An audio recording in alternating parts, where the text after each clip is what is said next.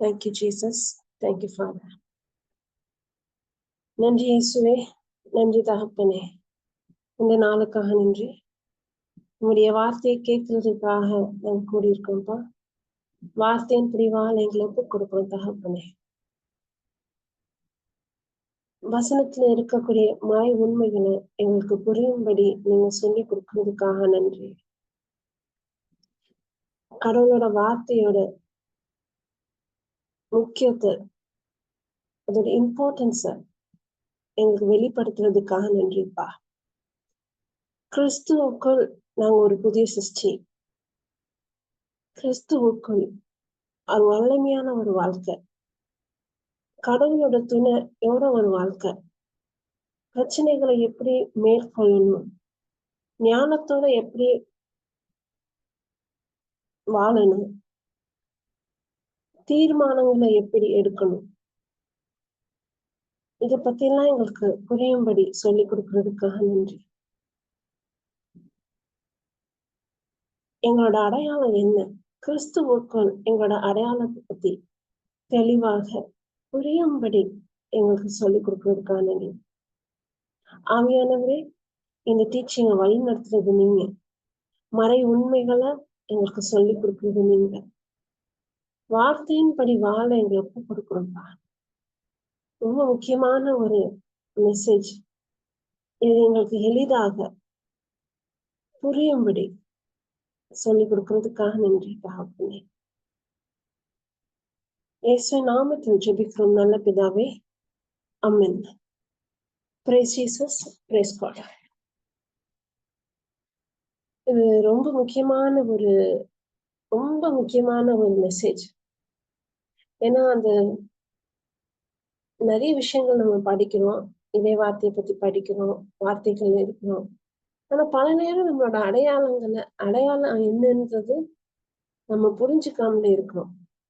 நான் யாரு, கிறிஸ்துவுக்குள் நான் யாரு, நீ அடையாளம் என்னன்றத நம்ம புரிஞ்சுக்கிறதுக்கு முயற்சி செய்யறதில்லை. எல்லாமே ஒரு ஃபார்முலா தான். இந்த வசனத்தை ரிப்பீட், உதாரணத்துக்கு நமக்கு உடம்புல ஏதோ ஒரு பலவீனம், இல்லைன்னா ஏதோ ஒரு நோய் இருக்கும்போது அந்த நோய் எப்படி மேற்கொள்ளணும், சரி இந்த ஸ்கிரிப்சரை கன்ஃபஸ் பண்ணுங்க, 1 பேதுரு 2:24 சொல்லுங்க, இயேசுவின் தலைமைகளால குணமாகட்டும். அதை ரிப்பீட்டடா சொல்லும் போது அது சொல்லிட்டா எனக்கு ஹீலிங் நடந்துரும். இல்ல ஏதோ குடும்பத்துல ஏதோ சாபம் இருக்கு, எல்லாத்தையும் 3:13 சொல்லுங்க. அது ரிப்பீட்டடா சொல்லும் போது அந்த இடத்துல நமக்கு ஒரு மனமாற்றம் வந்து விசுவசிக்கிறோம், சாபத்துல இருந்து விடுதலை. இது செஞ்சா எனக்கு இது கிடைக்கும், நான் இந்த ஸ்கிரிப்சரை கன்ஃபஸ் பண்ணா இந்த பதில் எனக்கு கிடைக்கும். இந்த மளிகை கடைக்கு போய், இல்லைன்னா அந்த டிபார்ட்மெண்டல் ஸ்டோர்ல போய் எனக்கு என்ன பொருள் தேவையோ அதை பிக் பண்ணி எடுக்கிற மாதிரி, எனக்கு இந்த இடத்துல எனக்கு பதில் வேணுமா, சரி இந்த ஸ்கிரிப்சரை கன்ஃபஸ் பண்ணும். ஆனா நம்மளுக்கும் கடவுளுக்கு இருக்கிற அந்த பந்தம் எப்படி இருக்கு, அந்த ரிலேஷன்ஷிப் எப்படி இருக்கு, முதல்ல நான் யாரு, கிறிஸ்துவுக்கு என்னோட அடையாளம் என்ன, இத பத்தி நமக்கு அந்த புரிதல் இருக்கா? Praise Jesus, praise God. இது நம்ம அடையாளம் நமக்கு தெளிவா தெரிஞ்சதுன்னா, நம்ம எந்த நோக்கத்துக்காக கடவுள் கிடைச்சாரு அதை நம்ம தெரிஞ்சுக்க முடியும். அந்த நோக்கத்தின்படி நம்ம வாழ்றதுக்கு நம்ம ஒப்பு கொடுக்க முடியும். நம்மளோட அடையாளமே நமக்கு தெரியாதப்போ நான் எப்படி கடவுளுக்கு சுத்தமான ஒரு வாழ்க்கையை நான் வாழ முடியும்? Praise Jesus, praise God. நம்ம போன கிளாஸ்ல எல்லாருக்கும் முன்னாடி நம்ம என்ன பார்த்தோம்னா, ஜெனசிஸ் சாப்டர், ஆதியாகமம் எப்படி ஆதாம் ஏவாள் 3வது அதிகாரத்துல ஆதாம் ஏவாள் எப்படி பாவத்துல விழுந்தாங்க. சரி, நான் ஸ்கிரிப்சரை ஷேர் பண்ணுவேன். Praise Jesus.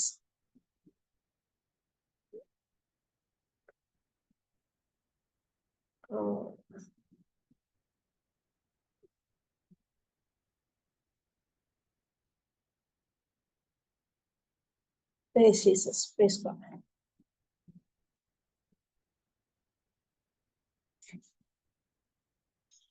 Hallelujah. நான் இங்கிலீஷ்ல வாசித்து தமிழ் எக்ஸ்பிளைன் பண்றேன். Genesis chapter 3.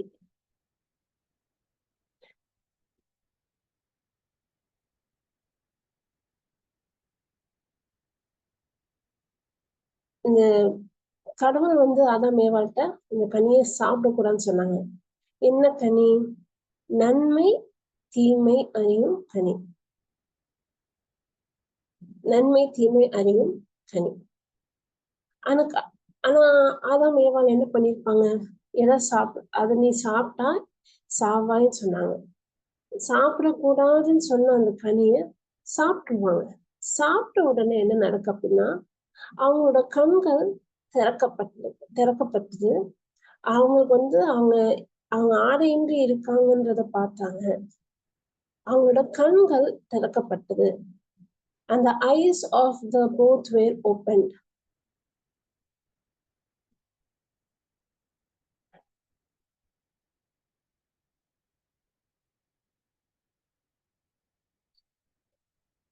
The eyes of them both were opened. அப்படி சொல்லிட்டு பார்க்கிறோம். இது எப்போ? அப்ப அது வரைக்கும் அவங்க கண்ணு தெரியலையா? கண்ணு தெரியாமலையா இருந்தாங்க? கண்ணு தெரியதான் செஞ்சது. அந்த கனியை சாப்பிட்ட அந்த நொடி பொழுதுல என்ன ஆகுது அப்படின்னா, மனுஷன் எப்படி வாழ ஆரம்பிக்கிறான்? தன்னோட 5 புலங்களை சார்ந்துதான் மனுஷன் வாழ ஆரம்பிக்கிறான். மனுஷன் 3 பகுதி: ஆவி, ஆன்மா, சரீரம். என் வாய்ஸ் கிளியரா கேக்குதா? கேக்குதுக்கா. ஆவி, ஆன்மா, சரீரம். இந்த கனியை சாப்பிட்ட உடனே அவனோட கண்கள் திறக்கப்பட்டதுன்னு பார்க்கும்போது என்ன, அது வரைக்கும் ஆதாம் எப்படி இருந்தார் அப்படின்னா கடவுளை சார்ந்து. ஆனா அந்த கனியை சாப்பிட்டோன்னு என்ன நடந்தது? ஆவியில அவன் பிரிஞ்சுட்டான். இந்த கனியை நீ சாப்பிட்டா சாவாயின்னு சொன்னாங்க. இந்த சாவு எங்க நடந்ததுன்னா அவனோட ஸ்பிரிட்ல. அந்த சாவுன்றது எதை குறிப்பிட்டது அப்படின்னா பிரிவு. கடவுள்கிட்ட இருந்து மனுஷனை பிரிஞ்சுது. அவன் கண்கள் திறக்கப்பட்டன உடனே அடுத்ததுல என்ன இருக்கும் அப்படின்னா he saw himself naked. அடுத்த வசனத்துல இருக்கும், அவன் அந்த இலைகளை ஆடையா செஞ்சு போட்டான். 8ஆவது அதிகாரத்துல என்ன இருக்கு அப்படின்னா and they heard the voice of the Lord walking in the garden in the cool of the day and Adam and his wife. அவங்க என்ன பண்ணிடுவாங்க? கடவுளோட குரலை கேட்ட உடனே போய் ஓடி ஒளிஞ்சுக்குவாங்க. அப்போ கடவுளை விட்டு பாவத்தோட விளைவு மரணம். இங்க மரணம் எதை குறிப்பிடுதுன்னா கடவுள்கிட்ட இருந்து ஒரு பிரிவு. அப்ப மனுஷன் எப்படி வாழ ஆரம்பிக்கிறான் அப்படின்னா தன்னோட 5 புலங்களை சார்ந்து தான் எதை பாக்குறான், தான் எதை கேக்குறான், தான் எதை பேசுறான், இந்த சென்சஸ் எதை தொடறான், உணர்றான். இந்த உணர்வு சார்ந்த ஒரு வாழ்க்கை தான் மனிதன் ஆரம்பிக்கிறான். அவனுக்கும் கடவுளுக்கும் என்ன கிடையாது? ஒரு ரிலேஷன்ஷிப் கிடையாது. அவனுக்கும் கடவுளுக்கு அவனோட ஸ்பிரிட்ல என்ன இருக்கு? ஒரு வெறுமை இருக்கு, ஒரு இருள் இருக்கு. ஏன்னா அது கடவுளோட ஒரு உறவு அவனுக்கு கிடையாது. பாவத்தோட விளைவு மரணம். மரணம்ன்றது கடவுள்கிட்ட இருந்து பிரிஞ்ச பிரிவுதான் அது மரணம். இப்படி அப்போ மனுஷன் தன்னோட 5 புலங்களை சார்ந்து வாழ்ற ஒரு மனிதன். அவனோட கண்கள் திறக்கப்பட்டதுன்னு சொன்னோன்னே அவன் என்ன பார்க்கலாம்? தன்னை பார்க்கலாம், ஆடையின்றி இல்லாம இருக்கு. இது வரைக்கும் அவனோட போக்கஸ் யாரா இருந்தாங்க? பழத்தை சாப்பிடுறதுக்கு முன்னாடி அவனோட போக்கஸ் கடவுளா இருந்தாரு. ஆனா இந்த கனியை சாப்பிட்ட உடனே அந்த மொமெண்ட் தான் அந்த நன்மை தீமை அறியும் ஆற்றல். இது இந்த மனசாட்சின்னு சொல்றோம்ல, மனசான்று மனசாட்சி. அந்த மனுஷனுக்கு இது நல்லது இது கெட்டதுன்றது தெரியுறது எப்ப வந்தது அப்படின்னா இந்த கனியை சாப்பிட்ட உடனே அந்த அவனுக்கு நன்மை தீமை என்னதுன்னு தெரியும்.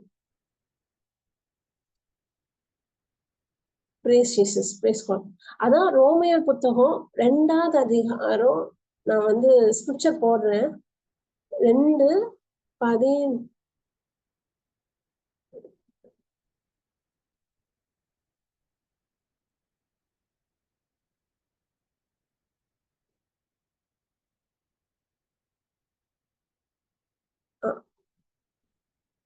14 வாசிக்க முடியுமா? திருச்சட்டத்தை பெற்றிராத பிற இனத்தார் அதில் உள்ள கட்டளைகளை இயல்பாக கடைபிடிக்கும் போது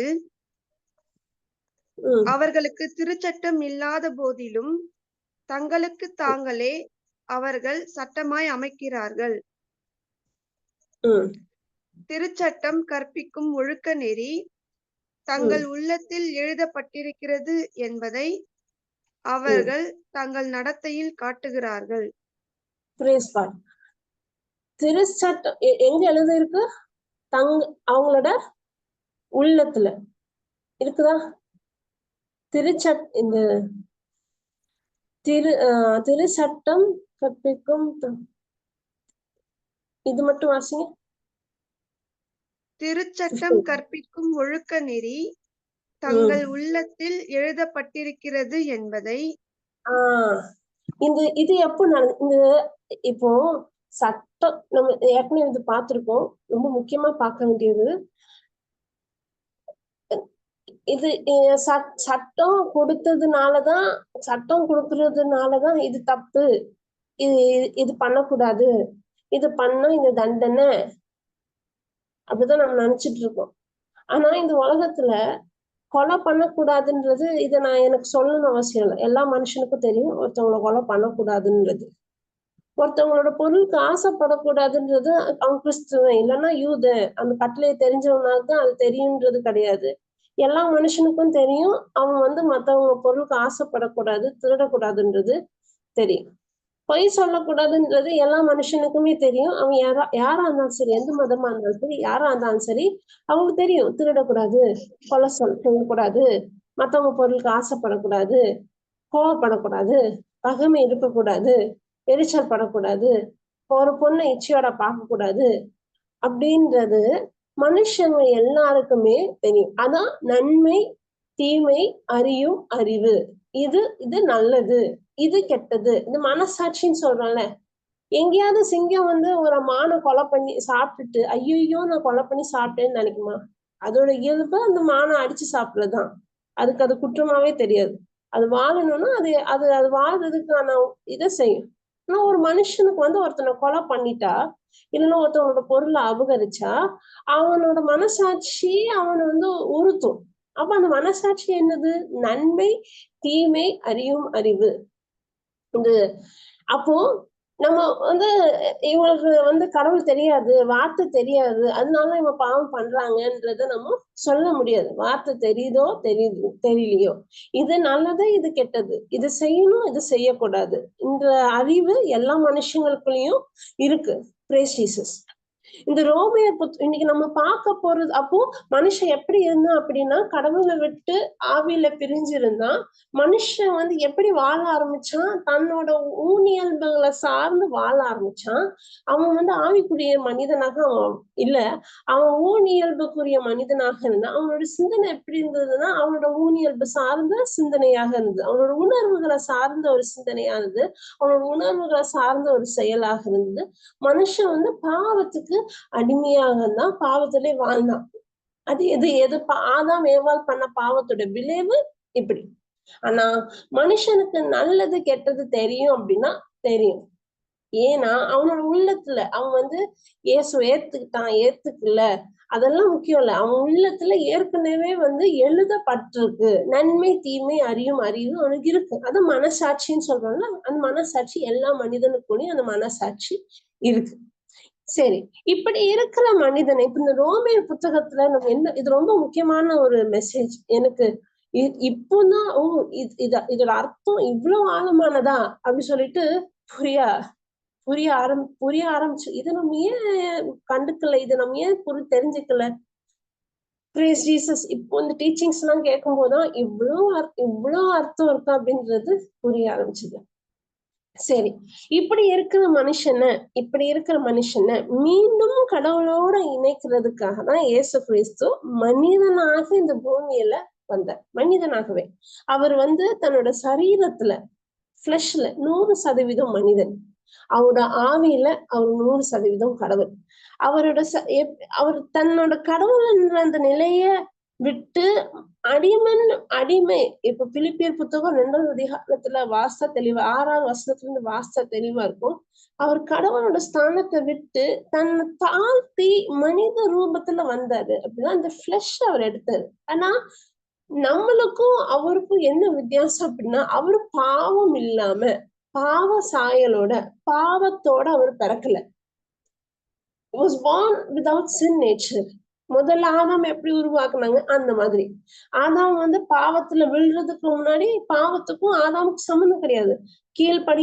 கீழ்படியாம போறதுக்கு முன்னாடி கடவுள் வந்து ஆதாம் ஏவாளி தன்னோட சாயலை உருவாக்குனார். பாவம் அங்க இல்ல. ஆனா பாவம் வந்து எதனால வந்தது? ஆதாமோட கீழ்படியாததுனால, ஆதாமோட நம்பிக்கையின்மையினால, அன்பிலீஃப்னால, ஆதாமோட கடவுளே சந்தேகப்பட்டதுனால, அந்த டிசெப்ஷன் அதோட விளைவுதான் அந்த பாவம். மனுஷன் வந்து ஆதாம் பாவம் பண்ணதுனால ஆதாம் வழியே வந்து எல்லா மனிதர்களும் பாவ சுபாவத்தோட தான் பிறக்கிறோம். எல்லாருமே வந்து எப்படி இருக்கோம்னா கடவுளுக்கும் நம்மளுக்கும் நம்ம உறவு இல்லாத மாதிரிதான் எல்லா மனிதனும் பிறக்குறாங்க. இருள்ல பிறக்குறாங்க. ஆவியில கடவுள்கிட்ட இருந்து பிரிஞ்சு பிறக்குறாங்க. பாவத்தோட பிறக்குறாங்க. தன்னோட ஊனியல்பு சார்ந்த ஒரு வாழ்க்கைய வாழ்றது மாதிரி அவங்க பிறக்குறாங்க. இப்படிதான் எல்லா மனிதர்களும் பிறந்தோம். ஆனா இயேசு கிறிஸ்துவோட பிறப்பு எப்படின்னா அவர் வந்து பாவம் அறியாதவர், பாவம்னு என்னன்னே தெரியாதவர், பாவ சுபாவம் இல்லாம மனிதனாக கடவுளே மனிதனாக இந்த பூமிக்கு வரணும். 100% அவரோட ஊனியல்புல மனிதனே மாதிரிதான். உணர்வு உணர்ச்சி எல்லாம் மனிதன மாதிரிதான். ஏசு கிறிஸ்து வந்து அப்படி பிறந்த உடனே அடுத்த நாளே எந்திரிச்சு நடந்துட்டாரு, அடுத்த நாளே பேச ஆரம்பிச்சிட்டாரு, அப்படி கிடையாது. ஒரு குழந்தை எப்படி ஒரு வீட்டுல பிறந்து ஒவ்வொரு விஷயத்தையும் முதல்ல குரலை கத்துக்கும், தவள கத்துக்கும், நிக்க கத்துக்கும், எந்திரிக்க உட்கார்றதுக்கு கத்துக்கும், நடக்க கத்துக்கும், அப்புறம் 2 வயசுல பேச கத்துக்கும். அதே மாதிரிதான் எப்படி ஒரு சாதாரண மனுஷனோட வளர்ச்சி எப்படி இருக்குமோ அதே மாதிரிதான் இயேசு கிறிஸ்துவோட வளர்ச்சியும். இயேசு கிறிஸ்து மொழிய கத்துக்கிட்டாரு. இயேசு கிறிஸ்து வசனத்தை லூக்கா புத்தகம் 2வது அதிகாரத்துல இருக்கு. அவர் வந்து ஞானத்துல வளர்ந்தாரு அப்படின்னு என்ன அர்த்தம்? அவரும் மனுஷன மாதிரிதான் அவரும் படிக்க ஆரம்பிச்சாரு வசனங்களை.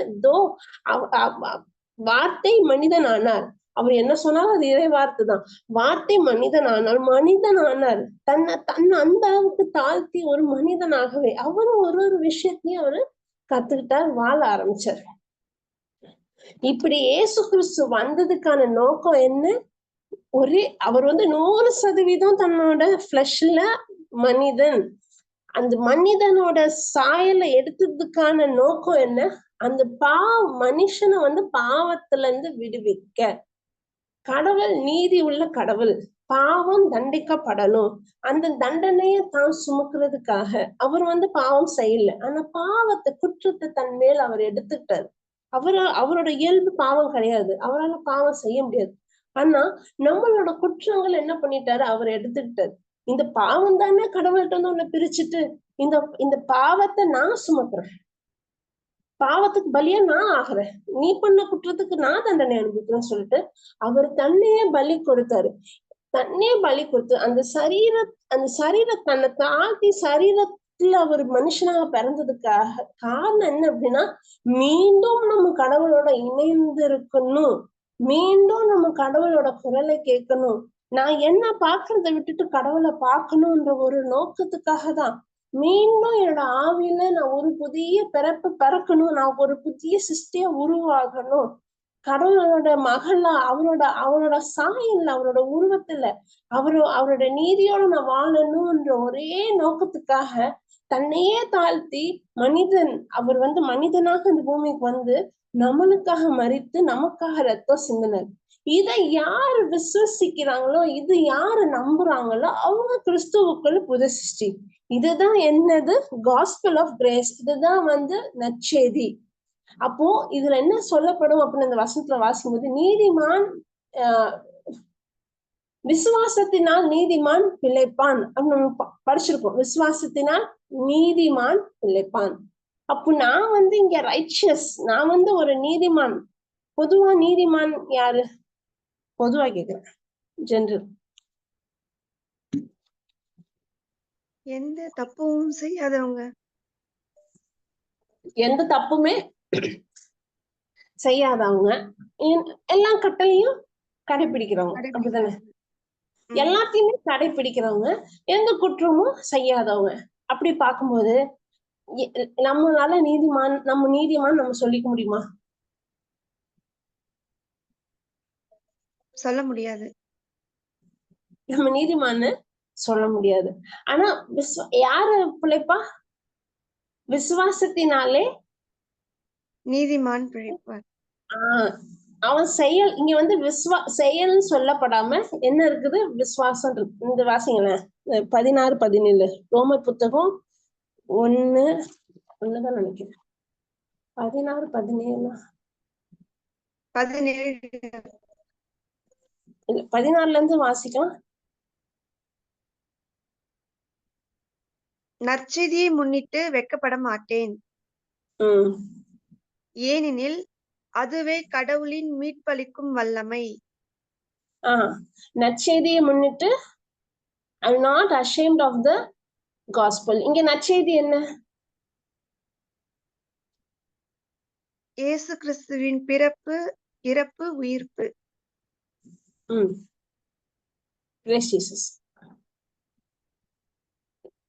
இன்னும் சொல்ல போனா நம்மள விடுதலை செஞ்சது அவளோட சிலுவை தான் நற்செய்தி. Praise God. ஓகே. நற்செய்தியை முன்னிட்டு நான் வெட்கப்பட மாட்டேன், ஏனெனில் அதுவே கடவுளின் மீட்பளிக்கும் வல்லமை. என்ன வல்லமை? மீட்பளிக்கும் வல்லமை. முதலில் யூதருக்கும் அடுத்து கிரேக்கருக்கும், அதாவது நற்செய்தியை நம்பும் ஒவ்வொருவருக்கும் அந்த மீட்பு உண்டு.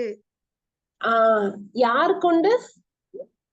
நற்செய்தி நம்புற ஒவ்வொருத்தருக்கும். அப்போ நம்பணும்.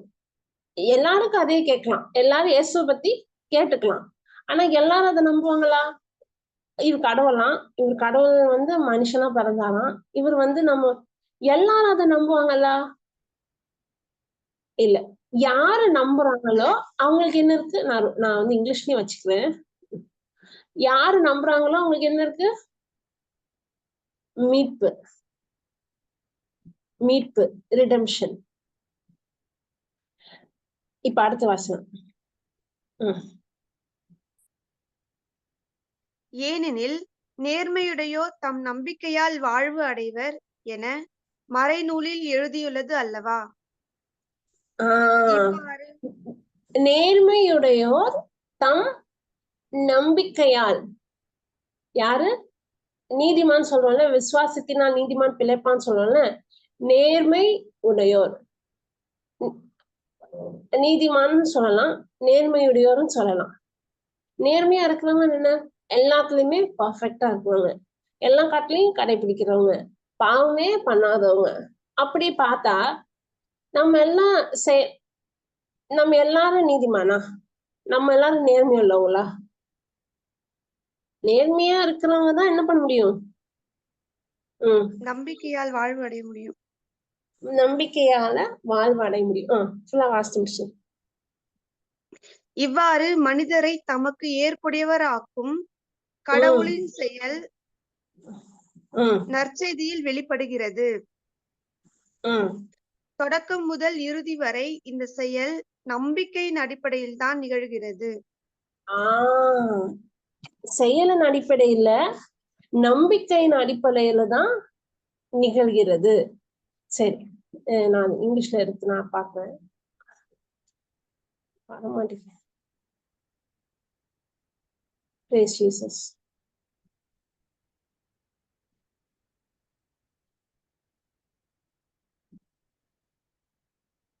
என்னாச்சும் தெரியல, ஸ்டக் ஆகுது. சரி, இந்த இப்ப நான் ஆவியானவர் என்ன ஹெல்ப் பண்ணி. Praise Jesus, praise God. நம்பிக்கையினாலதான் இப்போ, ஏனெனில் நேர்மையுடையோர் தம் நம்பிக்கையால் வாழ்வு அடைவர். நேர்மையுடையோர் அப்புறம் தொடக்கம் முதல் இறுதி வரை இந்த செயல் நம் நம்பிக்கையின் நம்பிக்கையை சார்ந்தது. அப்போ யார் யார் என்ன நம்புறாங்க? என்னோட குற்றத்தை அவங்க எடுத்துட்டாங்க முழு மனசோட நம்பும் போதுதான் ஒரு மனுஷன் நீதிமான். அந்த நீதிமான் எப்படி வாழ்வான்? ஏன்னா அந்த அப்பதான் அவன் நேர்மை. ஏன்னா அவனோட செயலால எப்படி இருக்க முடியாது? அவன் நீதிமானா இருக்க முடியாது. ஆனா இந்த கிறிஸ்துவுக்குள் ஒரு புதிய சிருஷ்டி. என்னோட குற்றம் தானே. கலாத்தியர் 2:20 என்னோட பழைய மனிதன் சிலுவையில அறியப்பட்டுச்சு. வாழ்வது நான் இல்ல, என்னுள் கிறிஸ்துவே வாழ்கிறார். இந்த புரிதல் எத்தனை பேருக்கு இந்த புரிதல் இருக்கு? இந்த பழைய மனுஷன் யார்? இந்த பழைய மனுஷன் இந்த பாவ இந்த தன் சுயத்தை சார்ந்து, தன் ஐம்புலங்களை சார்ந்து பாவத்தோட சிறையில இருக்கக்கூடிய அந்த பழைய மனிதன் சிலுவையில அறியப்பட்டாச்சு. இயேசு நமக்காக பிறந்தார், எனக்காக சிலுவையில மரணம் அடைந்தார், எனக்காக உயிர் தெழுந்தார். சரி, அந்த மரணம் அந்த சிலுவையில நடந்தது என்ன? தெய்வீக பரிமாற்றம். என்னோட குற்றங்கள் அவர் எடுக்கிறாரு, அவரோட நீதி எனக்கு கொடுக்குறாரு. இதுதான் அந்த தெய்வீக பரிமாற்றம். சிலுவையில நடந்த ஒரு பெரிய பரிமாற்றம். அவர் குற்றமே செய்யல, அவர் பாவமே செய்யல, அவருக்கு தண்டனை அனுபவிக்கணும்ன்ற அவசியமும் இல்லை. இவரை சிலுவையில அறியும் தலைமை குரு சொல்லும் போது, எப்படி பழைய ஏற்பாட்டுல யூதர்கள் அவங்களோட பாவத்தின் பரிகாரமாக மிருகங்களை பலி கொடுக்கும்போது தலைமை குரு என்ன பண்ணுவார் அப்படின்னா, அவர் யூத மக்களுக்கு சார்பாக அவரோட பாவத்தையும் அந்த யூத குல மக்களோட பாவத்தையும் அவர் கை வைப்பாரு. அந்த மிருகத்தின் மேல வச்சு அந்த பாவத்தை அது மேல செலுத்தி மனுஷன் தண்டனை அனுபவிக்கிறதுக்கு முன்னாடி அந்த மிருகத்தை பலி கொடுக்கறது சார்பாக அந்த மிருகத்தை பரிகாரம் செலுத்துறது, அந்த மிருகத்தை பலி கொடுக்கிற ஒரு நிகழ்வு. அது நிழல். நிஜம் என்ன அப்படின்னா, ஒரு மனுஷன் பண்ண பாவத்துக்கு அந்த மனுஷனை தண்டனை அனுபவிக்கணும். ஆனா குற்றம் இல்லாத ஒரு மனிதர் இயேசு கிறிஸ்து நமக்காக நம் சார்பாக நம்மளோட பாவங்களை சுமந்து நம்மளோட பரிகாரியா அவர் ஆனார். இந்த நற்செய்தியா ஒருத்தவங்க கேட்கும் போது அவங்களோட ஆவியில ஒரு பெரிய, இது வரைக்கும் செத்து இருந்த மனுஷன் இறந்துருந்தான், கடவுளுக்கு அவனுக்கு சம்பந்தமே கிடையாது, அவனோட ஆவியில இருளுதான் இருந்தது. ஆனா இந்த நிகழ்வை பார்க்கும்போது, இல்லைன்னா இந்த நற்செய்தியை கேட்கும் போது அவன் முழு உள்ளத்தோட என்ன பண்றான்னா அத நம்புறான்.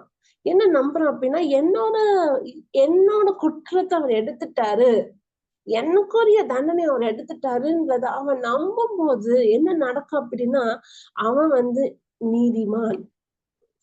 அவன் அவனோட செயலினால் அல்ல, சட்டத்திட்டங்களை கடைபிடிச்சதுனால அல்ல, மாறாக இயேசு கிறிஸ்துவ முழு இதயத்தோட நம்பினதுனால யார் அவன் நேர்மை உடையவன், நீதிமானா கருதப்படுறான்.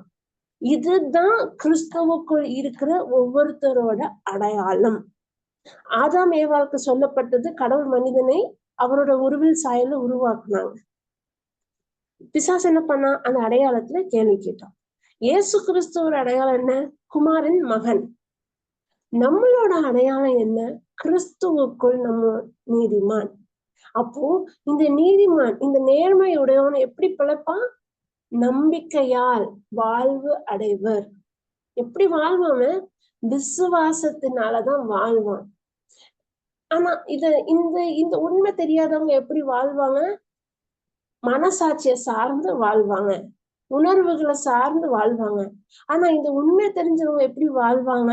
நம்பிக்கையினால வாழ்வாங்க, விசுவாசத்தினால வாழ்வாங்க. அந்த விசுவாசம் யாருடையது? அதுவும் கிறிஸ்துக்குரிய விசுவாசம்தான். விசுவாசத்தினால வாழ்வு அடைவாங்க. இந்த ரோமர் புத்தகம் இந்த 1ஆம் அதிகாரம் 2, 3 இது ரொம்ப ஆழமான ஒரு சப்ஜெக்ட். இந்த 1வது புத்தகத்துல என்ன எழுதப்பட்டிருக்கும், ஷார்ட்கட்டா பிரீஃபா சொல்றேன். இதுல என்ன எழுதப்பட்டிருக்கும் அப்படின்னா, கடவுள் தெரியாது, எனக்கு வார்த்தை தெரியாது அப்படி சொல்லிட்டு யாரும் சொல்ல முடியாது. படைச்ச படைப்பே நம்ம கிட்ட பேசும். இந்த பிரம்மாண்டத்தை கடவுள் தான் உருவாக்குனாங்க. ஆனா மனுஷன் எப்படி கடினமான உள்ளத்துல ஆயிட்டான் அப்படின்னா, சிலர் வந்து கடவுளே இல்லை நாஸ்திகரா மாறிட்டாங்க. சிலர் வந்து உன்னதமான கடவுள், அந்த கடவுளை வந்து ஒரு மிருகத்துக்கு ஒப்பிட்டு மிருகத்தையும் நடக்கக்கூடிய விலங்குகளையும் என்ன பண்ணிட்டாங்க, சிலையா செஞ்சு கடவுளா கும்பிட ஆரம்பிச்சிட்டாங்க. இது வந்து மனுஷன் வந்து அப்போ இது இப்படி ஒரு சாரார் இப்படி வாழ ஆரம்பிச்சிட்டாங்க. அதே பாவத்துல விழுந்து எப்படி வேணாலும் வாழலாம், ஒரு ஆணை கல்யாணம் பண்ணிக்கலாம். அப்ப இன்னைக்கு நோவா காலகட்டத்துல நடந்த பாவம் மாதிரி நடக்கும்ன்றாங்களா இன்னைக்கு டிரான்ஸ்ஜெண்டர் சொல்லிட்டு எப்படி வேணாலும் நான் வாழலாம், எது வேணாலும் வாழலாம், கல்யாணமே தேவையில்லை, லிவிங் ரிலேஷன்ஷிப்ல இருக்கலாம், குழந்தை பெற்றுக்கணும்னு தேவையில்லை, இல்ல குழந்தை மட்டும் வேணும்னா நான் குழந்தை மட்டும் பெற்றுக்கலாம், கல்யாணம் எனக்கு தேவையில்லை, நான் ஒரு ஸ்பெர்ம் டோனாரோ எக் டோனாரோ வச்சு நான் குழந்தை பெற்றுக்கலாம், இதுக்கு திருமணம் தேவையில்லை சொல்லிட்டு மனுஷனோட மூளை எப்படி ஆயிடுச்சுன்னா மழுகி போயிடுச்சு. அந்த கடவுள் இல்லைன்றது தெரியாதுன்ட்டு இல்ல, கடவுள் இருக்காரு, நான் எதுக்கு அவருக்கு முக்கியத்துவம் கொடுக்கணும், நான் ஏன் அவரை நானுன்னு சொல்லிட்டு ஒரு சாரார் வந்து இப்படி ஆயிட்டாங்க. இது வந்து ஒரு விதமான மனிதர்கள். இது வந்து ஒரு ஃபர்ஸ்ட் சாப்டர்ல இப்படி இருக்கும். செகண்ட் சாப்டர்ல எப்படி இருக்கும் அப்படின்னா, ரொம்ப ரைச்சியஸா என்ன சொல்றது, அடுத்தவங்கள செல்ஃப் ரைச்சியஸ் பர்சனா, சுயநீதியை சார்ந்திருக்கிற மனுஷன். நான் எல்லா கட்டளையும் கடைபிடிக்கிறேன், நான் குற்றமே செய்யல, நீ இந்த குற்றம் பண்ற, நீ இந்த தப்பு பண்ற, நான் கட்டளை கடைபிடிச்சாதான் எனக்கு மீட்பு உண்டு, கட்டளை கடைபிடிக்கலன்னு சொல்லிட்டு அந்த செல்ஃப் ரைச்சியஸ் டிபெண்ட் பண்ணி வாழ்றது பத்தி எழுதப்பட்டிருக்கும். ஆனா பவுல் என்ன சொல்றாரு, நேர்மையுடையோர் தம் நம்பிக்கையால வாழ்வு அடைவாரு. இதை எக்ஸ்பிளைன் பண்றதுக்காக அப்ப யாருதான் கடவுளுக்கு உகந்த ஒரு வாழ்க்கை வாழ முடியும்? அப்ப இந்த நீதிமான் யாரு? நேர்மையுடைய வாழ்க்கைன்னா என்னன்றத தெளிவாக புரியும்படி சொல்லி கொடுப்பேன். அப்போ சட்டங்கள்ல அந்த கான்வர்சேஷன் எப்படி வரும்னா, அப்ப சட்டங்களே தேவையில்லையா? அப்போ நான் சட்டங்கள் இல்லாம நம்ம வாழலாமா? அதான் நம்ம இதயத்துல எழுதப்பட்டிருக்குது, நன்மை தீமை அறியும். அப்ப என்ன சட்டங்கள் தேவையா? இல்ல, சட்டங்கள் தேவை. இந்த ஒரு சாரார் மக்கள் வந்து பாவத்துல தன் பாவ கடவுள் இல்லைன்னு சொல்லிட்டு வாழ்வாங்க. இன்னொரு சிறார் மக்கள் வந்து இந்த சட்டத்திட்டங்களை கடைபிடிச்சாதான் கடவுளுக்கு பிடிக்கும், நம்ம சட்டத்துக்குள்ளதான் வாழணும், இந்த சட்டத்திட்டங்கள் தான் முக்கியம், ஞான பிரமாணத்துல இருக்க வாழ்க்கை தான் வாழணும்னு சொல்லிட்டு தன்னோட முயற்சியில தன்னோட பலத்தை சார்ந்து, அது கடவுளே கிடையாது, அவங்களோட முயற்சியில அவங்களோட நற்செய்தி சார்ந்து வாழ்ந்தாதான் கடவுளுக்கு பிரியமான, அவங்கதான் நீதிமான்னு சொல்லிட்டு சொல்லுவாங்க. ஆனா பவுல் என்ன சொல்வார் அப்படின்னா, விசுவாசத்தினாலே நீதிமான் பிழைப்பான், இல்லைன்னா நேர்மையுடையோர் தம் நம்பிக்கையால் வாழ்வு அடைவர். இது என்ன? அப்ப இதுக்கான அர்த்தம் என்ன? அப்ப ஏன் சட்டத்திட்டங்களை கடவுள் கொடுத்த? மனுஷனுக்கு தான் தெரியுமே, ஆதாமுக்கே தெரியும் இது தப்பு, இது சரி, இது தப்பு, சரி தப்பு தெரியும், மனசாட்சியே இருக்குது. அப்ப எதுக்கு சட்ட திட்டங்கள்? எதுக்கு மோசே மூலமா கட்டளையை கடவுள் கொடுத்தாரு? எதுக்கு அந்த சட்டத்திட்டங்களை கொடுத்தாரு? எது கொடுத்தாரு?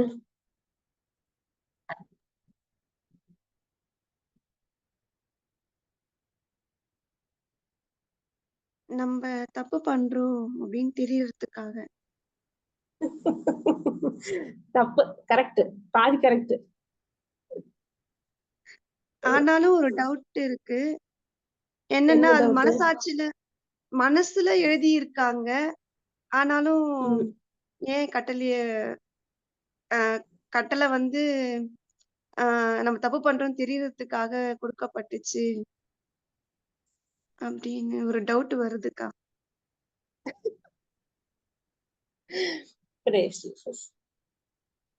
அதான் நல்லது கெட்டது மனுஷனுக்கே தெரியும். ஆனா எதுக்கு சட்ட திட்டங்களை கொடுத்தாங்க? அதுக்கான நோக்கம் என்ன? இதுக்கு பதில் எங்க தெரியுமா இருக்கு? ரோமர் புத்தகம் 3ஆம் அதிகாரத்துல இருக்கு. இது நாள் பார்ப்போமா? ரோமர் புத்தகம் 3ஆம் அதிகாரத்துல இதுதான் பவுல் வந்து எக்ஸ்பிளைன் பண்ணுவாரு. நான் இத வந்து நான் சஸ்பென்ஸா விட்டுருவேன், அடுத்த வாரம் ஆயிரும். சரி, நான் முடிஞ்ச அளவுக்கு சொல்றேன். நான் ரொம்ப ஷார்ட்கட்டா சொல்றேன், இட் வில் பி கண்டினியூட். அவரை சார்ந்து இருக்கிறதுக்காக நம்மளால பாவம் செய்யாம இருக்க முடியாது. ஆஹ் ஆஹ் ஆஹ் சரி, எதுக்கு கொடுத்தாங்க? கிட்ட வந்தாச்சு. ரோமர் புத்தகம் 3வது அதிகாரம் தான் பதில் அதுக்கு.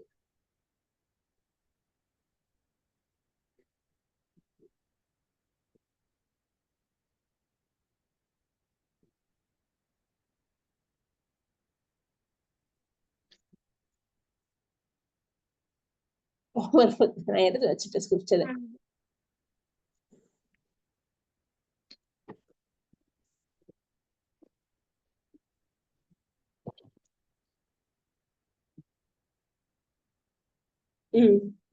சொல்லிட்டா 21.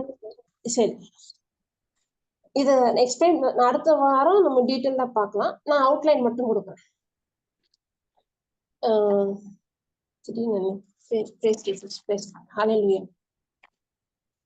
எதுக்காக கொடுத்தாங்க அப்படின்னா, அவனுக்கு நல்லது கெட்டது தெரிஞ்சிருந்தோம். பழைய ஏற்பாட்டுல மனுஷனால பரிசுத்தமா வாழ முடிஞ்சுதா? அவங்க தெரியுமே, கொலை பண்ணக்கூடாதுன்னு தெரியும், திருடக்கூடாதுன்னு தெரியும், களவு பண்ணக்கூடாதுன்னு தெரியும். தெரிஞ்சதுனால அவனால நல்லவனா வாழ முடிஞ்சுதா? நீதிமானா வாழ முடிஞ்சுதா? முடியல. அப்போ பாவம் பண்ணாங்க. அப்போ பாவம் பண்ணும்போது என்னாச்சு? கடவுள் முதல்ல தண்டிக்கல. கேன் ஏபலை கொல்லும் போது, தமிழ் எனக்கு வரல. கேன் ஏபலை கொல்லும் போது கேனுக்கு தெரியும் அவன் கொலை பண்ணிட்டான்னு தெரியும். ஆனா கடவுள் என்ன பண்ணாரு? அவனை மன்னிச்சுட்டு இருப்பாரு. ஒரு 3-4 தலைமைக்கு அப்புறம் இன்னொருத்தர் வருவார். அவர் என்ன சொல்வார் அப்படின்னா, அவர் அப்பதான் அடல்ட்ரி, நிறைய மனைவிகளோட வாழ்வு, அந்த பாவத்துல ஈடுபடும் போது என்ன சொல்லிடுவார் அப்படின்னா, எங்க முப்பாட்டனே கடவுள் மன்னிச்சிட்டாரு, அப்ப என்ன 7 தடவை மன்னிப்பாரு. அந்த மன்னிப்ப கேனை மன்னிச்சத தனக்கு பாவம் பண்றதுக்கு சாதகமா எடுப்பார். அப்போதான் கடவுள் அந்த அவரோட அங்கிருந்துதான் தண்டனைன்ற ஒரு விஷயம் ஆரம்பிக்கும். அப்ப நோவா காலகட்டத்துல அந்த வெள்ளம் தண்டனை தான். கடவுள் மனுஷனை தண்டிப்பார். அதுக்கப்புறம் சோத்தோம் கோமராய் பட்டணத்திலயும் அந்த பாவம் ரொம்ப பெருகிடும். அந்த இடத்துல தண்டனை வெளிப்படும். ஆனா இதெல்லாம் பண்ணதுக்கு நோக்கம் மனுஷங்களை அழிச்சிடணும்ன்றதுக்காக கிடையாது. அந்த பாவம் எந்த அளவுக்கு பாவம் ரொம்ப மீறிட்டு அப்படின்னா ஒரு கண்ணீன்றவங்க இருக்கவே முடியாது. இயேசு கிறிஸ்து இந்த பூமியில பிறக்கவே முடியாது. அங்க தண்டனை பழைய ஏற்பாட்டுல நோவா காலகட்டத்திலயும் சரி, சோத்தம் கோமரா காலகட்டத்திலயும் சரி, கடவுளால அநீதியை தாங்கிக்க முடியாது. ஆனா தண்டனை இருக்கும். அவரோட கோபம் வெளிப்பட்டது. அந்த கோபம் வெளிப்பட்டதுக்கான ஒரு நோக்கம் என்னன்னா, அதுவே கிருபைதான். இயேசு கிறிஸ்து இந்த பூமிக்கு வரணும்ன்றதுக்காக தான். அப்ப நான் என்ன சொல்ல வரேன், மனுஷனுக்கு நன்மை தீமை அறிவு இருந்தும் என்ன பண்ண முடியல? பரிசுத்தமாக வாழ முடியாது. அப்ப ஏன் சட்டத்திட்டங்களை கடவுள் கொடுத்தாரு? அப்ப கடவுள் ஏன் சட்டத்திட்டங்களை கொடுத்தாரு? ரோமர் புத்தகம் 3வது அதிகாரம் 21 வாசித்தா தெளிவா இருக்கும். நம்ம அடுத்த வாரம் வாசிக்கலாம். ஆனா நான் அதுக்கான எக்ஸ்பிளைன் பண்றேன். எதனால கொடுத்திருப்பாரு அப்படின்னா, அந்த கடவுள் யாரு, கடவுளோட தன்மை என்ன, பரிசுத்தம்னா என்ன, அந்த சட்டங்கள் கடவுளோட இயல்பை மனிதனுக்கு வெளிப்படுத்துறது. அப்போ இவ்வளவு பரிசுத்தமா ஒரு வருஷம் வாழணும், நீ இந்த கட்டளையெல்லாம் நீ கடைபிடிச்சா உனக்கு ஆசீர்வாதம், இத நீ மீறினா உனக்கு சாபம், இல்லைன்னா உனக்கு தண்டனை, நீ கட்டளை கடைபிடிச்ச சொல்லிட்டு மோசே மூலமாக கிட்டத்தட்ட 600க்கு மேலான கட்டளைகளை கொடுத்தாங்க. அந்த 600 எதுக்குள்ள அடங்கியிருக்குன்னா 10 கட்டளைல அடங்கியிருக்கும். அந்த 600 எடுத்து வாசிக்கும் போதுதான் என்ன தெரியும் அப்படின்னா, இவ்வளவு பரிசுத்தமானவரா? இது எல்லாத்தையும் என்ன பண்ண முடியாது, ஒரு மனுஷனால கடைபிடிக்க முடியாது. அப்போ மனுஷன் என்ன பண்றான்? கடைபிடிக்க முயற்சி செய்யறான். ஏன்னா அதை கடைபிடிக்கல அப்படின்னா அவனுக்கு தண்டனை. அந்த கட்டளை கொடுத்த அதே சமயம் கடவுள் என்ன பண்ணாரு? அவருக்கு தெரியும் மனுஷனால இதை கடைபிடிக்க, தன்னோட சொந்த இயல்புனால இதெல்லாத்தையும் கடைபிடிக்க முடியாது தெரியும். கொடுத்த அன்னைக்கே வந்து இத நீ செய்யல அப்படின்னா உனக்கு தண்டனை வேண்டாம்னா இது பலி பொருள்னு சொல்லிட்டு பலிக்கான ஆயத்த பொருளையும் அவர் வந்து சொல்லிட்டாரு. ஒவ்வொரு கட்டளைக்கும் இது மீறினா இது தண்டனை, இந்த தண்டனை வேண்டாமா அப்ப இந்த பலியை நீ செலுத்து. எப்படியும் அது அது அந்த பலி என்னவா இருந்தது, நிழலாகவே இருந்தது பழைய ஏற்பாட்டுல. அப்போ மனுஷன் என்ன கட்டத்துக்கு வந்துரும் அப்படின்னா, எந்த கட்டத்துக்கு வரும், அந்த சட்டங்கள்லாம் ரொம்ப கடுமையா இருக்கும். இப்போ சில கண்ட்ரிஸ்ல வந்து ரூல்ஸ் அண்ட் ரெகுலேஷன்ஸ் வந்து ரொம்ப ரொம்ப மனுஷங்க அப்படி ரொம்ப பெர்ஃபெக்ட்டா கடைபிடிப்பாங்க. இந்தியால வந்து குப்பை தட்டி ரோட்ல போடுவாங்க, ரோட்ல ஸ்ட்ரீட்ல போனா டாய்லெட் யூரின் போவாங்க. இங்க வந்து அந்த ரூல்ஸ் எல்லாம் ஃபாலோ பண்ண மாட்டாங்க. இதே மனுஷன் வந்து ஃபாரின்ல ஒரு யுஎஸ்லயோ ஒரு சிங்கப்பூர் மலேசியாலயோ இல்ல துபாய்க்கு போயிட்டா அவன் ரோட்ல டாய்லெட் போக மாட்டான், குப்பைய ரோட்ல போட மாட்டான். இதே இங்க இருந்தா எல்லாத்தையும் பண்ணுவாங்க, அந்த ஊருக்கு போனா அதெல்லாம் பண்ண மாட்டாங்க. இங்க இருந்தா பண்ணக்கூடாதுன்னு தெரியும், ஆனா இங்க பண்றாங்க. அங்க போனா பண்ணக்கூடாதுன்னு தெரியும், பண்ண மாட்டாங்க. ஏன்? அந்த சட்ட திட்டங்கள் கடுமையா இருக்கு. ரொம்ப பயங்கரமா இருக்கும். நீ வந்து 20,000 அபராதம், நீ வந்து ஃபைன் கட்டு. நான் கஷ்டப்பட்டு உழைப்பேன், உனக்கு 20,000 சும்மா கொடுத்துருவேன், அதுக்கு நான் அதை கடைபிடிச்சிட்டே போயிருவேனே. அந்த அந்த தண்டனை இதுக்கு வந்து 5 வருஷம் ஜெயில் தண்டனைன்னு இருக்கும் லா படி. சரி, இந்த தண்டனை வேண்டாமா, 20,000 ஃபைனை கெட்டு. அப்ப என்ன பண்ணிடுறான், எனக்கு தண்டனையும் வேண்டாம், நான் ஃபைனையும் எனக்கு கெட்ட விரும்பல, அதுக்காக நான் என்ன பண்ணிடுறேன், நான் அதை கடைபிடிக்க முயற்சி செய்யறேன். அவன் அதே மனுஷனை தூக்கி இந்தியால இருக்கிறவங்க, நான் இந்தியாவுக்கு வந்தோடனே திரும்பி என்ன பண்ணிடுவான், அவன் அதை படி வாழ மாட்டான். அப்போ இந்த கட்டளை, அப்ப கடவுள் எதுக்கு அப்ப இப்படி இருக்கிற இப்போ இந்த கட்டளைகளை கொடுக்கும்போது என்ன வெளிப்படுது அப்படின்னா, கடவுளோட தன்மையும் வெளிப்படுது. ஐயோ, நம்மளால எதையும் காப்பாற்ற முடியாது, எத்தனை காலத்துக்கு தான் நம்ம இப்படி வந்து நம்ம உழைச்சது கொடுத்துட்டு இருக்க முடியும், என்ன காப்பாத்துறதுக்கு ஒரு மீட்பர் வரமாட்டாரா, என்ன காப்பாத்துறதுக்கு ஒருத்தர் வரமாட்டாரான்னு சொல்லிட்டு அந்த சட்ட திட்டங்கள் என்ன பண்ணுச்சு அப்படின்னா, மனுஷனுக்கு வந்து அந்த உணர்வு, என்ன ஒருத்தர் காப்பாத்தணும், என்னால என்ன பண்ண முடியாது, என்னோட சுயத்தை சார்ந்து நீதிமானாக வாழ முடியாது. அந்த கட்டளைகளை படிக்கும் போதுதான் கடவுளோட தன்மை வெளிப்படும் போது, ஐயோ, என்னால இப்படி வாழவே முடியாது, என்னால ஒரு நீதிமான இருக்கவே முடியாது, என்னால ஒரு பெர்ஃபெக்ஷனிஸ்டா இருக்கவே முடியாது. அதான் யாக்கோபு புத்தகத்துல இருக்கும், நீ எல்லா கட்டளையும் கடைபிடிச்சு ஒண்ணு மட்டும் நீ மீறினாலும் நீ எல்லாத்தையும் செஞ்ச குற்றவாளி. உதாரணத்துக்கு நான் வந்து நான் ஒரு பொருள் ஆசைப்பட்டேன், இல்லைன்னா ஒருத்தவங்க பொருளை திருடிட்டேன், நான் எல்லாத்தையும் கடைபிடிக்கிறேன், ஆனா யாருக்கும் தெரியாம ஒரு விஷயத்த நான் திருடிட்டேன், நான் செஞ்சது ஒரு குற்றம் தான். ஆனா யாக்கோபு புத்தகத்துல எப்படி இருக்கும் அப்படின்னா, நீ எல்லாம், நான் ஒரு திருடனுக்கு சமம், நான் வந்து ஒரு கொலைகாரனுக்கு சமம், நான் வந்து எல்லா குற்றத்தையும் செஞ்சதுக்கு சமமா இருக்கும். நான் ஒரு சின்ன குற்றம் பண்ணாலும் நான் எல்லா குற்றத்தையும் செஞ்சேன், எதையும் நான் கடைபிடிக்காதவளாக அப்படின்னு பார்த்தா, இந்த சட்டம் என்ன வெளிப்படுத்துனா, என்னால முடியாது, என்னால பரிசுத்தமா வாழ முடியாது, என்னால இதெல்லாம் கடைபிடிக்க முடியாது, என்னை காப்பாத்துறதுக்கு ஒருத்தர் வரமாட்டாரான்னு சொல்லிட்டு மனுஷங்களை இயேசுவை நோக்கி கொண்டு போறதுக்குதாக தான். அதனாலதான் இட் வாஸ் லைக் கலாத்தியர் புத்தகம் 3வது அதிகாரத்துல அது வந்து ஒரு ஸ்கூல் மாஸ்டர் மாதிரி கம்பு எடுத்து, சட்டம்ன்றது இப்படி செய்யணும் சொல்லிட்டு கம்பு எடுத்து அடிக்கிறது. சின்ன குழந்தைக்கு வந்து இப்போ சின்ன பிள்ளைங்க இருக்காங்க, 7 வயசு 8 வயசு குழந்தைக்கு வந்து அது தெரியும். அது வந்து என்ன பண்ணும்,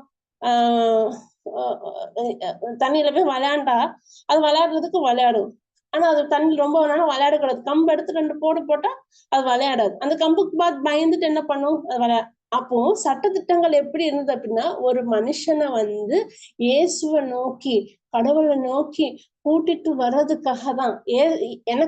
என்னால முடியாது, என்னால இதெல்லாம் கடைபிடிக்க முடியாது, என்னை காப்பாத்துறதுக்கு ஒருத்தர் வரமாட்டாரா சொல்லிட்டு, கடவுள் எனக்கு இயேசு தேவை, என்னை காப்பாத்துறதுக்கு ஒரு மீட்பு தேவை, எனக்கு ரட்சகர் தேவைன்ற அந்த மனநிலைக்கு மனிதன் வர்றதுக்காக தான் சட்டதிட்டங்களே.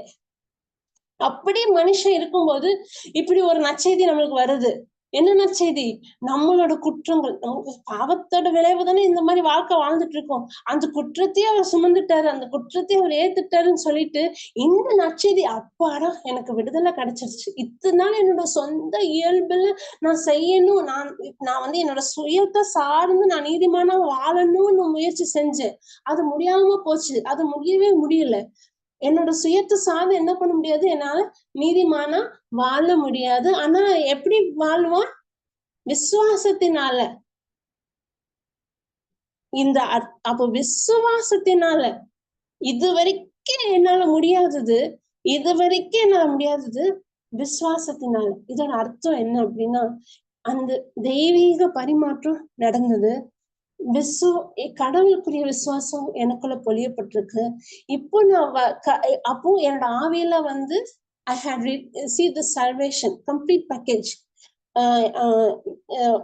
ஹீலிங்கா இருக்கட்டும், ப்ராஸ்பரிட்டியா இருக்கட்டும், பிளெஸிங்கா இருக்கட்டும், எல்லாத்தையும் நமக்கு கொடுத்துட்டாரு. எல்லாம் எங்க இருக்கு அப்படின்னா என்னோட ஆவியில இருக்கு, என்னோட ஸ்பிரிட்ல இருக்கு. the fullness of God, கடவுள் என்னோட இருக்காரு. ஆனா அவருடைய தன்மை எனக்குள்ள இருந்து அது வெளிப்படணும் அப்படின்னா என்னோட சிந்தனையில ஒரு மாற்றம் வரணும். என்னோட சிந்தனை வந்து இறைவார்த்தைக்கு உகந்த சிந்தனையா மாறணும். அதுதான் கடவுள் மேல வச்சிருக்கிற விசுவாசம். இந்த சிந்தனை மாறும்போது ஒரு மனுஷனோட செயல்பாடு மாறும். என்னோட சொந்த முயற்சியில நான் மாறணும்னு நான் முடிவு செய்யல, முயற்சி எடுக்கல. ஆனா நான் அவரை நம்ப முயற்சி எடுக்கிறேன், அவரோட வசனத்தை வாசிக்க முயற்சி எடுக்கிறேன், அவரோட வார்த்தையை வாசிக்க முயற்சி எடுக்கணும். ஆவியானவர் என்ன பண்றாரு அப்படின்னா, அவருடைய அன்பு, கடவுளுடைய அன்பு என்னோட இதயத்துல ஊற்றப்பட்டிருக்கு. நான் ஒரு புதிய சிருஷ்டி. அவரோட வல்லமை எனக்குள்ள வெளிப்பட ஆரம்பிக்கும். விசுவாசம் எப்படி வரும்? வார்த்தையை கேட்க கேட்கதான் வரும். அப்ப இந்த வார்த்தையை கேட்க கேட்க இது வரைக்கும் மனுஷன், ஏன்னா இதுக்கு முன்னாடி அவனுக்கும் கடவுளுக்கு சம்மந்தம் இல்லை. ஆனா இந்த பானகன் ஆன உடனே மீண்டும் அவனோட ஆவியில கடவுளோட இணைந்துட்டான். இதுக்கு முன்னாடி வந்து ஐம்புலங்களை சார்ந்து வாழ்ந்த மனிதன் இதுக்கு மேல எப்படி வாழ ஆரம்பிக்கான்?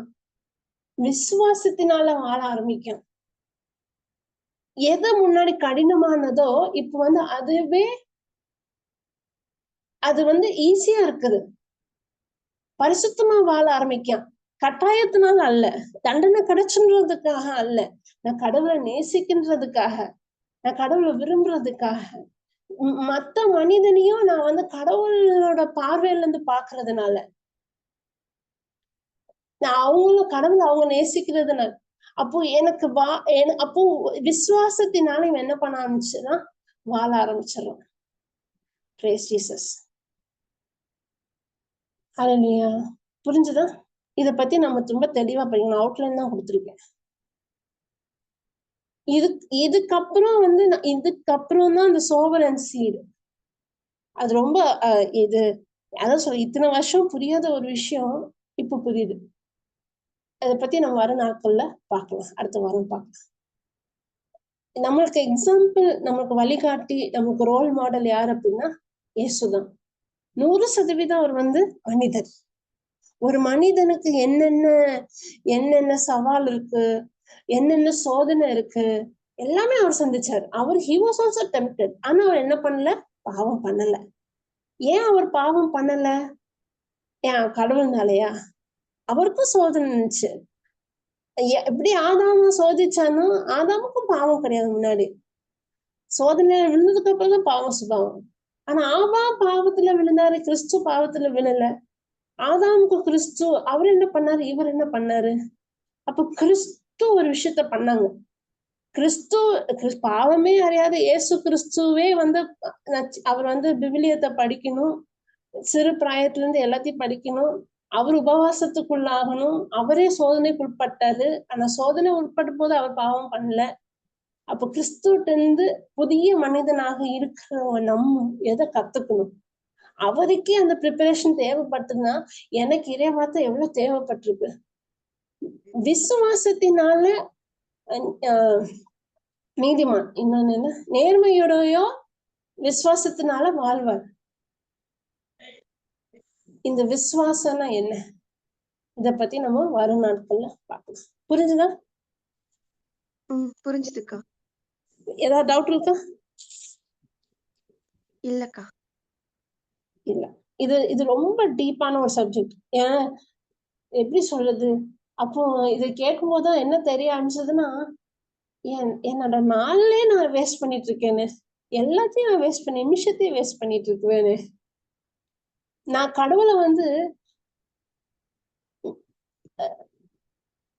தடுத்துடுறேன். அவரோட ஹீலிங்க வெளிப்படுறதுக்கு தடுத்துடுறேன். அவரோட வல்லமை வெளிப்படாம இருக்கிறது தடையும் நான் தான் இருக்கிறேன், என்னோட சிந்தனை. அது நமக்கு தெரிஞ்சுக்காம பல நேரம் நம்ம என் கடவுளை எனக்கு மட்டும் இப்படி நடக்குது, எனக்கு மட்டும் இந்த சூழ்நிலை, எனக்கு மட்டும் எப்படி ஒரு வாழ்க்கைன்னு சொல்லிட்டு அவர்கிட்டயே நம்ம குறை சொல்றோம்.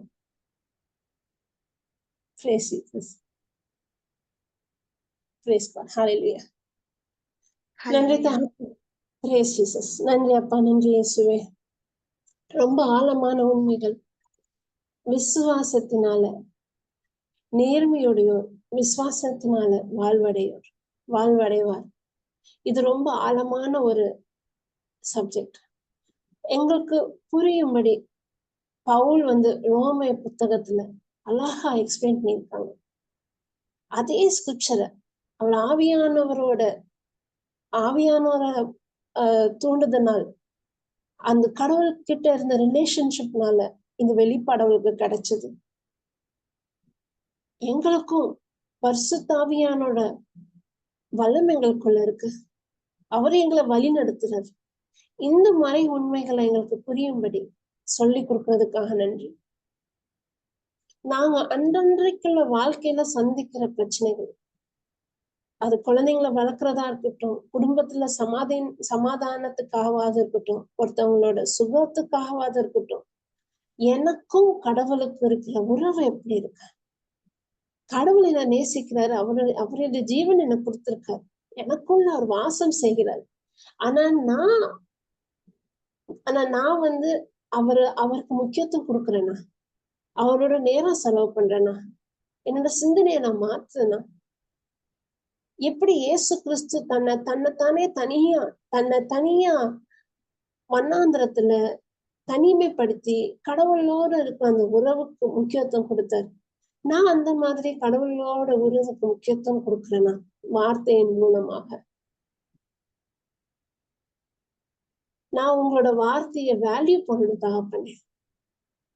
நான் முக்கியத்துவம் கொடுக்கணும். இந்த வார்த்தை இல்லைன்னா எனக்கு வாழ்க்கையே கிடையாது, எனக்கு ஜீவனே கிடையாது.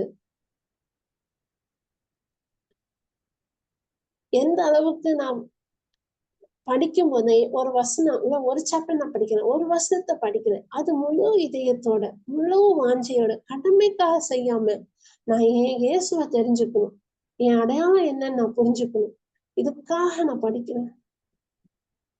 உன்னுடைய அன்பு எனக்கு இது கடவுள் எனக்காக எழுதுன ஒரு அன்பு கடிதம்.